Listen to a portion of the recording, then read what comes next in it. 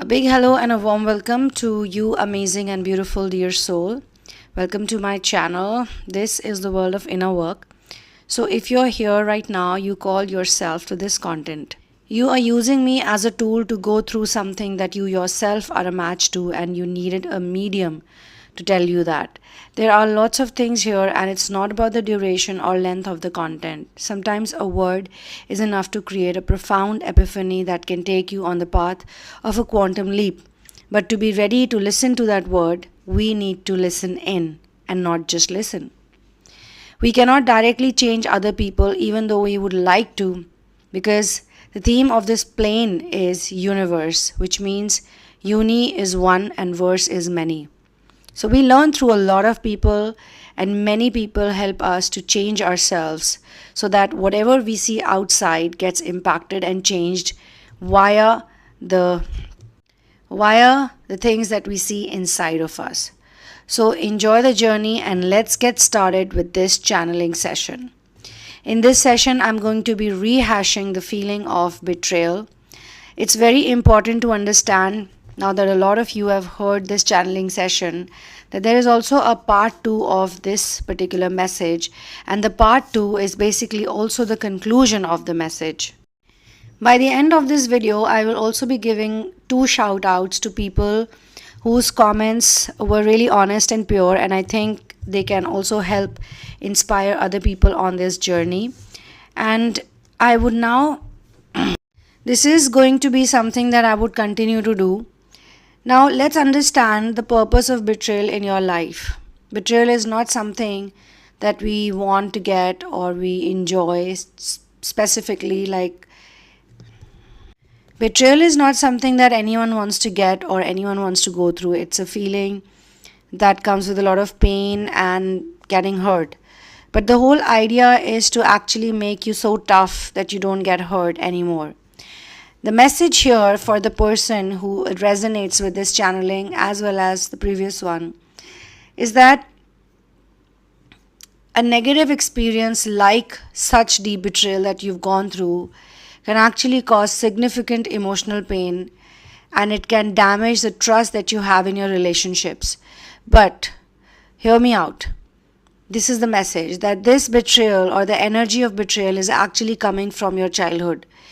You need to go back in your childhood and you need to think about the people who mattered to you the most and you felt betrayed by them.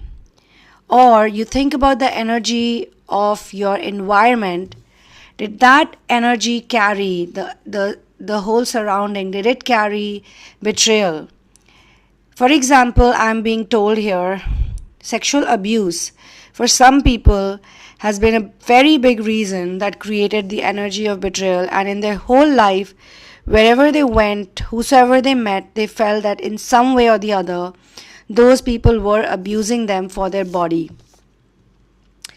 Obviously, sexual abuse for a child has various degrees to it. There are various types of abuses, and to heal it one-on-one, you would have to get into therapy or you have to take personal sessions with me so that you can release the third-party blocks which are also connected to sexual abuse or the narcissism, because your parents were definitely not able to protect you, which means it was an environment which was open for abusers or molesters to come and do whatever they wanted to do with you, and you couldn't even speak about it. That shows that the child was not in a safe environment.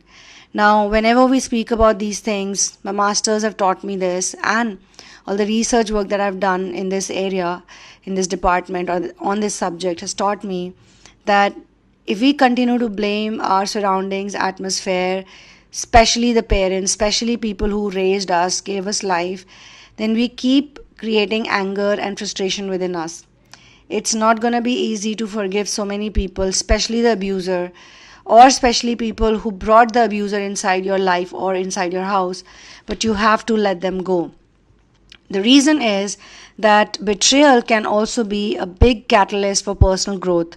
It leads to important life lessons, and these outcomes are not really intentionally the direct purpose of betrayal itself, but from a soul's perspective, when you were coming to this planet and you knew that you need to be in a template which will have certain problems or certain issues, the reason why you're actually going in there, betrayal is going to be one of the most important things that you would need to ascend or get into ascension real fast, because a lot of you are here only for one life.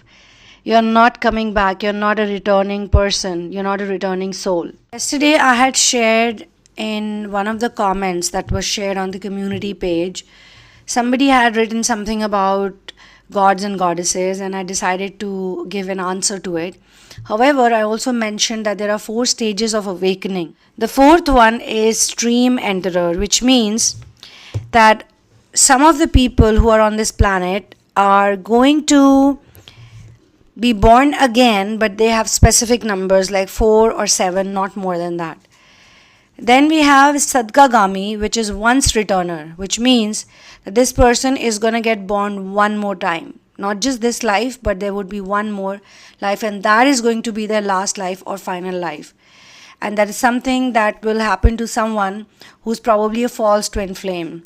If you have met people who are false twin flames, or if you've met people who speak really well about spiritual awakening and ascension, they just do it to just be in company of people who are on ascension because they want to learn from them. They are very attracted to them, but they still don't have the guts or the courage that is required to get detached from the materialistic reality.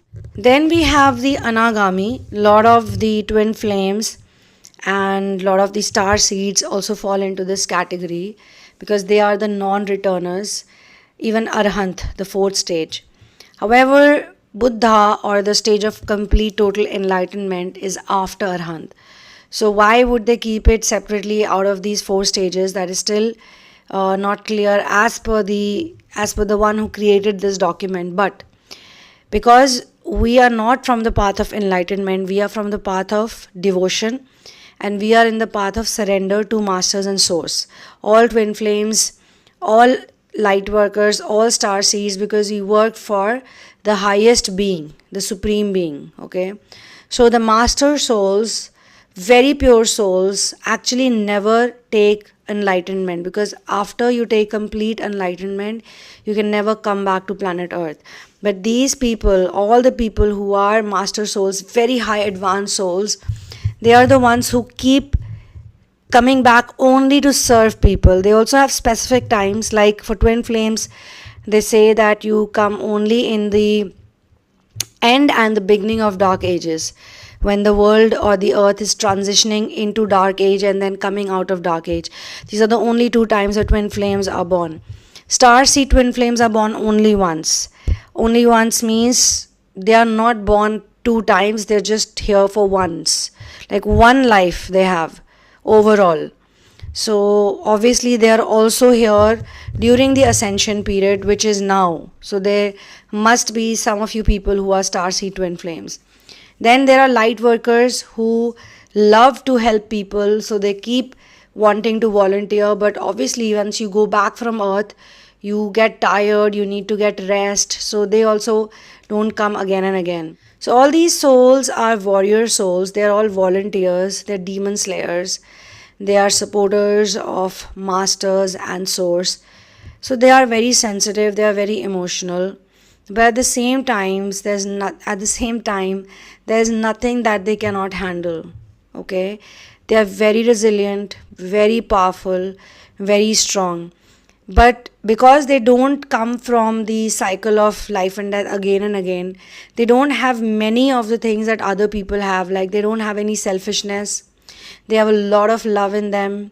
They are very, very attracted and drawn to the nature beings, animal, birds, plant, bugs, butterflies, insects, feathers. They are just so fond of this type of life.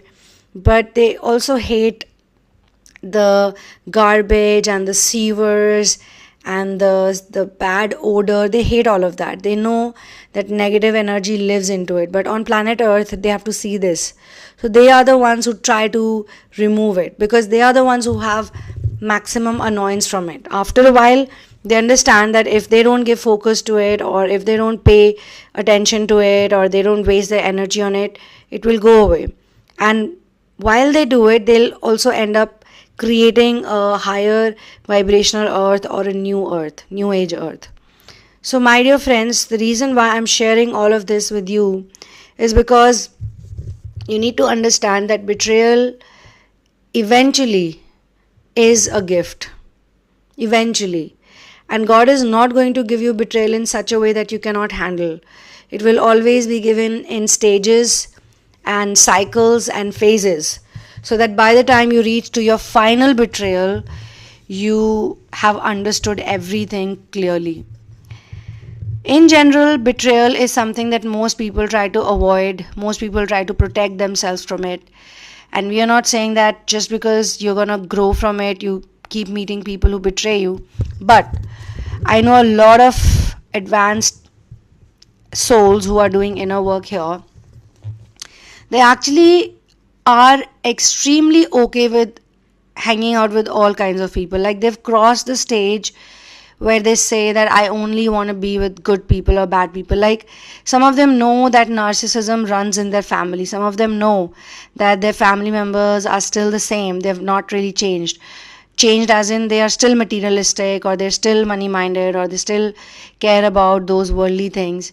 But they'll still not stop hanging out with them. As in, the ascensioner will not stop completely hanging out with them. They will still be there as a responsible family member. They'll always be around, but they'll never get affected by them, and they will use them as a stimuli. Like, they're gonna keep testing themselves, like, am I still attached to them? Do I still care about the things they say or they do?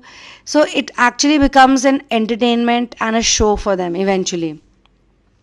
So it's very important to build strong relationships based on honesty and trust. But at the same time, if you know, for example, it's just a simple example I'll give you. So you have a narcissistic mother, and you ask her a question, which the answer, the answer to it is, say, something. Okay, something is the answer. Now you know what that something is.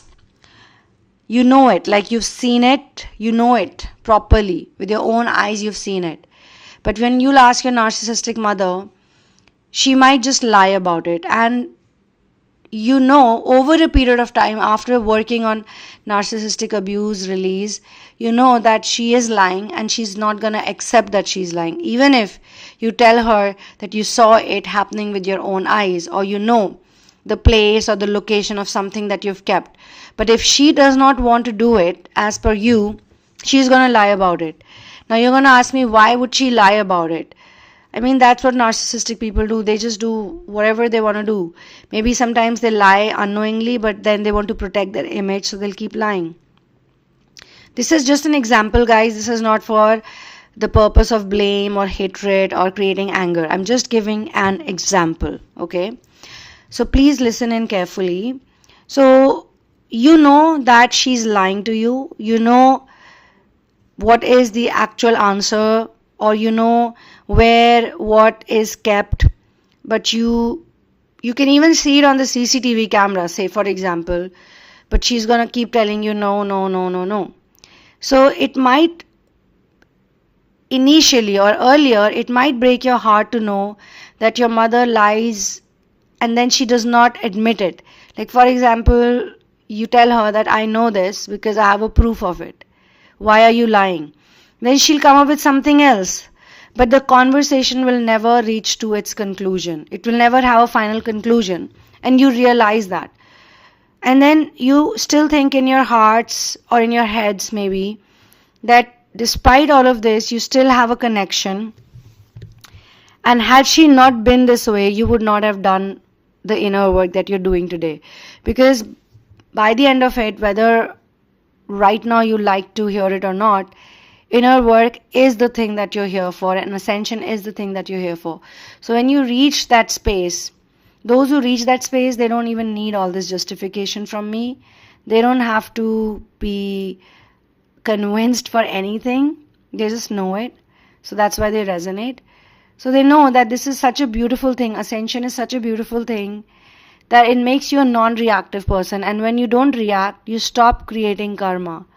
And that is the biggest purpose of getting into the 3D world, because you want to reach to a stage where you don't react at all to them. They can lie, they can jump, they can sit, they can walk, they can lie down, or they can just lie verbally, but it will not have any impact on you. However, this does not mean that you are now a vegetable, you're ready to be cut. No, that's not you. You're very intelligent, you're very smart, you're very wise. You just know that you don't have to give it your attention, and you have to become more and more independent, and you need to have very strong boundaries. So the way you live your life with narcissistic people is that you don't depend on them with or for anything, with anything or for anything, and you don't need them ever. And they may have a very tough time understanding or trying to cope up with this thought that if you don't need them, why are you still there? Because they are not with anyone. Like when they are with someone, they need that person, or they have some reason to be around that person. Okay, materialistically there is always a reason. Sometimes the narcissistics are non-malignant narcissist also, which means that they are not narcissistic people because they wanted to be, but they became so because they were programmed by a very clever narcissist. So they also became a narcissist, but because they also have certain amount of love and connection towards you, they cannot be 100% cold-blooded, cold-hearted narcissist towards you. They love you, but they just don't know how to love people in a full, proper way. So as per this channeling session, what I'm being shown is not that you're not that person, you are that person. That's why I'm channeling this for you. You are really that person who does not react much anymore. Like, even if it hurts you, you just look at it and you go like, oh, that hurts. That lie, it hurts. Or why would she do it? Like, why would there be any need to lie about this, or cheat on this, or fool me on this, or try to fool me on this? Although it's obviously a bad attempt because you're not getting fooled. It might hurt you, or it might eventually take you to a point where you don't get hurt at all. But you also reach to a point where you no longer want to confront them or ask them for anything. Like, you're so independent that you don't even need to ask them anything. So that's something which was otherwise a mystery, or you wanted to know, or you wanted to confirm. You would not have that need anymore. So your only purpose is to just give, and give so selflessly, and give in such a way that you're never ending bank of energy. And you must be thinking, why should I give them my energy? Because you're not even like creating the energy. It's just coming to you. It's just getting transferred into you. Maybe these are the people whose cups are completely empty. So whenever they look at you, they definitely get inspired by you. And eventually this type of inspiration can even lead narcissistic people to show like a little bit of change in their behavior. Or you can maybe help them, if not for this life, but maybe for the next life. Because when they see your honesty and your authenticity, they also want to adopt it. It's very difficult for them. They're so connected to the 3D world. They're so dependent. They're so codependent on the worldly world that even if they really genuinely want to be like you, they simply cannot. And they feel bad about it, but they can't accept it, so they just deny it, and that makes them more miserable. So in many ways, you're actually acting like a mirror, or you're actually acting like someone who's just there and they can never understand. You are like an anomaly for them.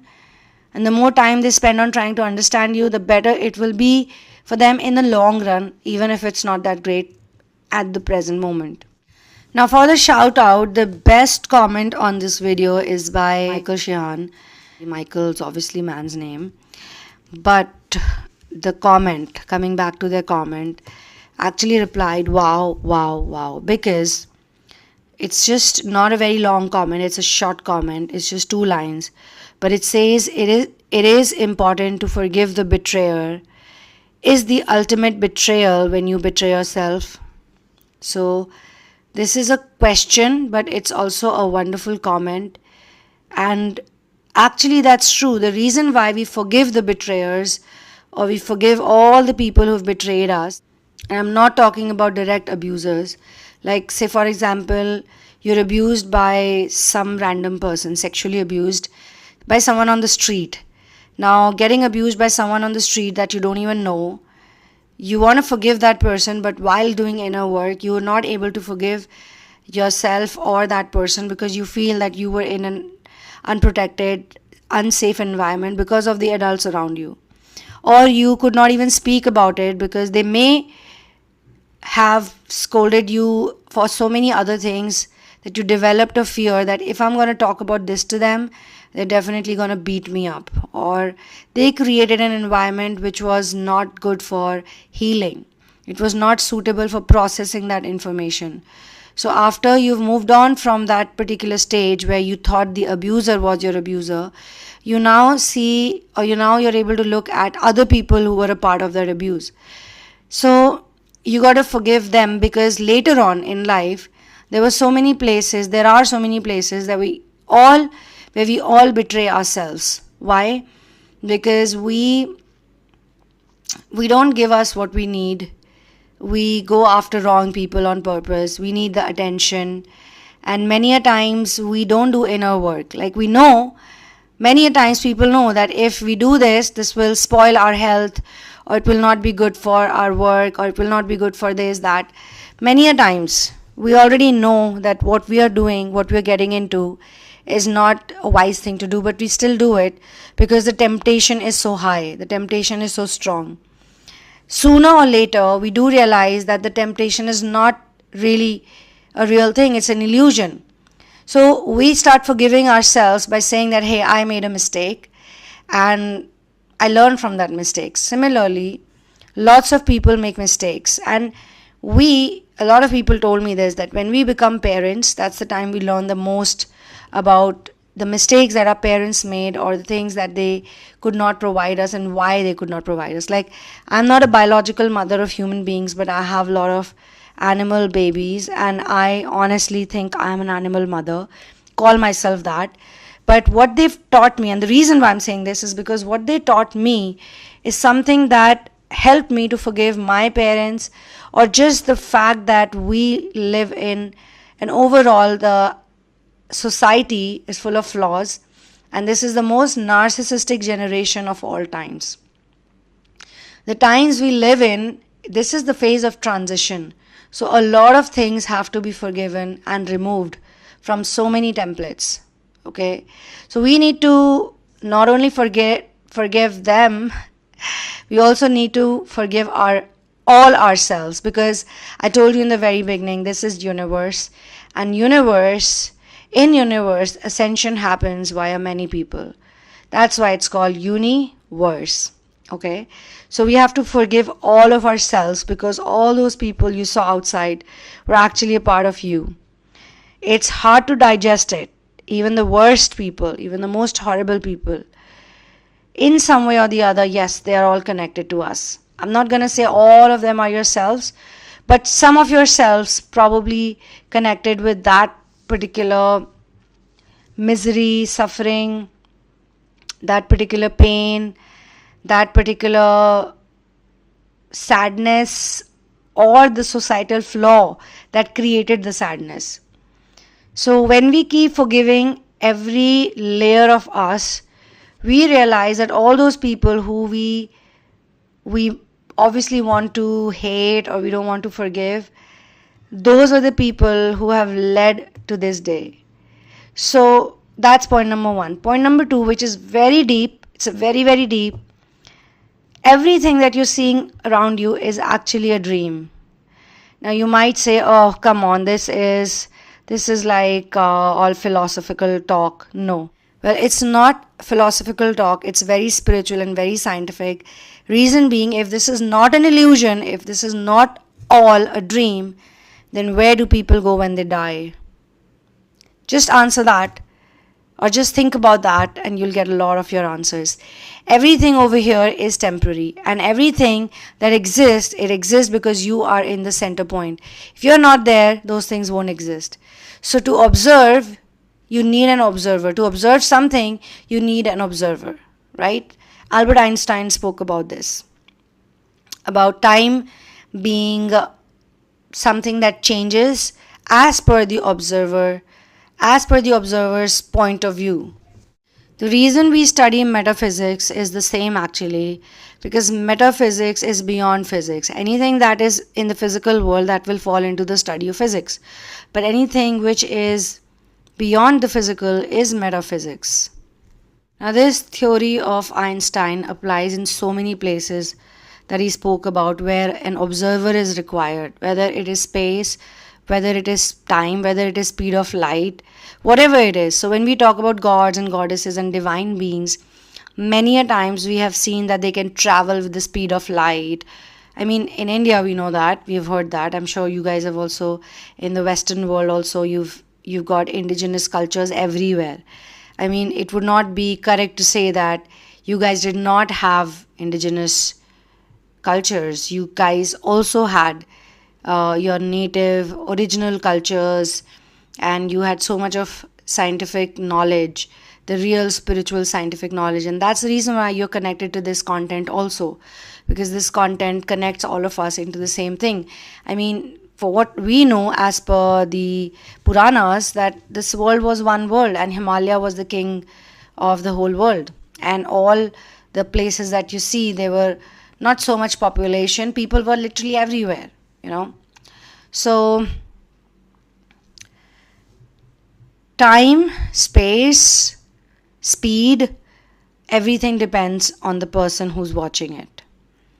And love, so much importance is given to love in today's world, but so little of importance is given to understand what truly love means. But the one who keeps getting betrayed definitely studies love, and they study love from their own practical experience as well. So as I come to the end of this particular session, I'm going to read one more comment, which is again a shout out comment. And I want to read this out because this has a whole story of a person, their experience into getting betrayed. And I'm reading it because it is not a romantic one, because sometimes people get totally confused with romantic stuff, and it's like, okay, this is love, this is love, this is love, etc., etc. So this comment is by Mrinalini DS, and it says, spot on channeling. I really hope this is the final betrayal. Lol, I cannot cut this person out because he's my cousin. We co-wrote a web series last year and he disrespected my boundaries every step of the way. Didn't show up on time for meetings, didn't submit his episodes on time, bunked some meetings to run off to a date or movie and stood me up, and finally just abandoned the project when we had the final episodes left to write. Showed up after a month apologizing profusely for disappearing, all false apologies. Nothing changed. I was furious but continued to hang out with them. One day he got drunk and accused me of being unreliable. I lost it there and would have slapped him if he weren't so drunk. After that, it was really hard to meet up one-on-one, so I avoided that, making excuses, but my empowerment has just been increasing. The last 2 times he called to hang out, he never followed up with a plan, because we're all just idiots waiting for His Highness to give us his precious time. But this month has been different. He called and I just sat and watched the phone ring. It was hard to not pick up, but I realized it was a withdrawal symptom from having had to deal with a narcissist. One has to go through the discomfort to kick the habit. He called again 2 weeks later. This time I felt a lot better about ignoring his calls, and my gut told me that he was going to escalate the situation. And the next day I get a call from his older brother asking why am I not picking up his calls. All this time I was reluctant on telling anyone in his family about his behavior, but now I had it. So I told the brother everything that happened, and I was relieved when the brother took it well. All this manipulative behavior wasn't new to him, so yeah, I can't avoid this person, but I'm drawing the line line when it comes to giving him my time. And right after I ignored this call or his call, your post on most snakes are found in family popped up. So I can't thank you enough for that. This was a great channeling as usual. So thank you so much for the appreciation, but all appreciation goes to my masters and source. Our masters and source, we're all coming from the same source and the same masters most probably. And also your higher self is connected. We're all connected to our higher self, and our higher self is source. So that's why I keep saying one love, one love, one love. So thank you so much for this honest comment. But you see, there are so many layers into this. Number one layer is that we are also involved with so many people because we depend on them. Now, many a times we cannot not depend on other people. Like sometimes it's an interdependent relationship also. You can't help it. But you see, if they keep saying that I'm going to do this, I'm going to do this, I'm going to do this, and they never do it, it's probably also time for you to take control of the situation, or for you to actually do it yourself, and then not give them any credit for it. Like tell them that, yeah, you didn't do it, so I had to do it myself. And another thing about breaking from narcissistic pattern, which is very interesting, is that you talk about that person to others. Like most of the times when you're dealing with abusers or narcissistic people, you don't talk about your problem to others. And I'm not talking about people who create the fake drama or the attention-seeking behavior and constantly gossip and blame about others, because you won't have written this, or anyone would not resonate with this if you actually had an issue before. Because then those who gossip or those who talk behind other people's backs all the time, they would never even suffer so much.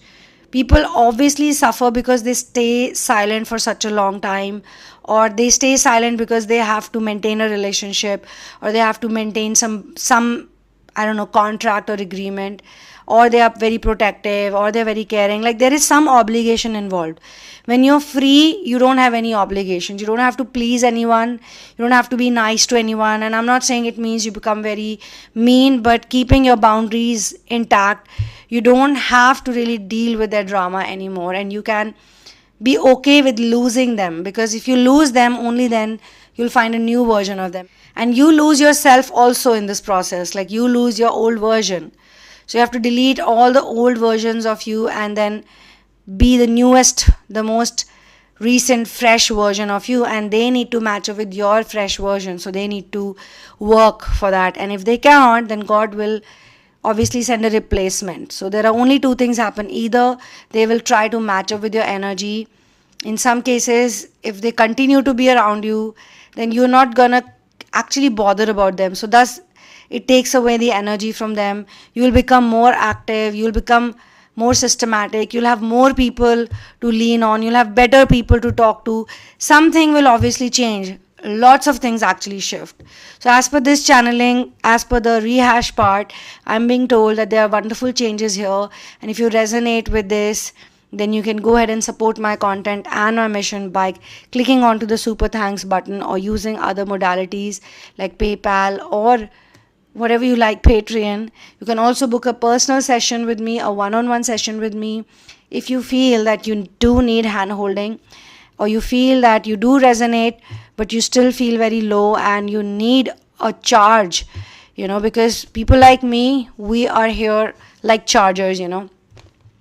Phone needs a charger, right? Similarly, people also need to charge, and they don't have anyone that can charge them or help them recharge their batteries. So that's when a medium is needed. Actually, it is you only. It's you only who's creating that medium via your own intuition. And this is how the cookie crumbles. So I'm going to sign out from this particular session. Thank you so much for being here with me. I will see you soon in another one. One love, peace out, and Jai Shri Ram.